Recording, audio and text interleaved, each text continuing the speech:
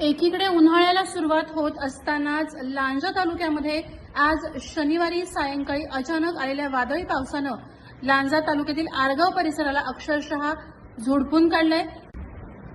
या अवकाळी पावसामुळे कोकणातील बागायतदार पुन्हा एकदा मोठ्या संकटात सापडलाय। आज शनिवारी सायंकाळी 4:45च्या सुमारास अचानक वातावरणात बदल झाला आणि विजांच्या कडकडाटासह तुफान पावसाला सुरुवात झाली। साधारण तासभर चाललेल्या या पावसानं आणि वेगवान वाऱ्यानं आरगावात हाहाकार माजवलाय। या नैसर्गिक आपत्तीत आंबा आणि काजूच्या कलमांचं अतोनात नुकसान झालं असून बागायतदारांच्या हातातोंडाशी आलेला घास आता हिरावला जाणार आहे। केवळ फळबागाच नव्हे तर अनेक ग्रामस्थांच्या घरावरील छप्पर सुद्धा उडून गेली असून घरांचंही मोठं नुकसान झालंय, तर दुसरीकडे केळीच्या बागाही भुईसपाट झाल्यात। अचानक आलेल्या या अस्मानी संकटामुळे आरगाव परिसरात सध्या चिंतेचं वातावरण पसरलं आहे। प्रहार डिजिटलसाठी संतोष कोत्रे, लांजा।